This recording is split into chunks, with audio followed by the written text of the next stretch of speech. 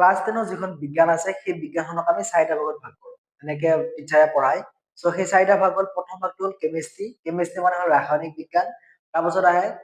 biology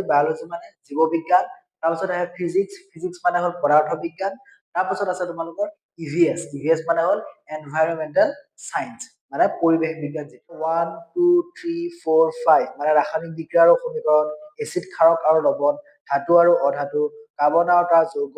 মৌলৰ পৰ্যায়বৃত্ত শ্ৰেণী বিভাজন এই গোটেইকেইটা চেপ্টাৰ আহে তোমালোকক কেমিষ্ট্ৰি আণ্ডাৰত মানে ৰাসায়নিক বিজ্ঞানৰ আণ্ডাৰত হ'ব তাৰপাছত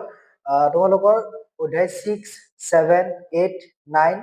মানে জীৱন প্ৰক্ৰিয়া নিয়ন্ত্ৰণ আৰু সমন্বয় জীৱই কেনেকৈ বংশ বিস্তাৰ কৰে বংশগতি আৰু ক্ৰম বিকাশ এই গোটেইকেইটা চেপ্টাৰ আহে তোমালোকৰ বায়োলজিৰ আণ্ডাৰত বায়োলজি মানে জীৱ বিজ্ঞানৰ আণ্ডাৰত আহে এইখিনিক এই পাৰ্টক কোৱা হয় জীৱ বিজ্ঞান বুলি তাৰপাছত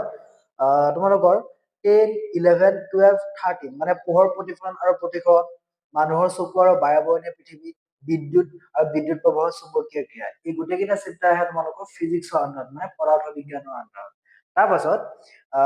অধ্যায় 4 মানে লেচন 14 লেচন 15 লেচন 16 মানে শক্তি উৎসসমূহ আমাৰ পৰিৱেশ আৰু প্ৰাকৃতিক সম্পদৰ ব্যৱস্থাপনা এই গোটেইকেইটা চেপ্টাৰ তোমালোকৰ ইভিএছ মানে এনভাইৰনমেন্টেল সায়েন্স মানে পৰিৱেশ বিজ্ঞানৰ আণ্ডাৰত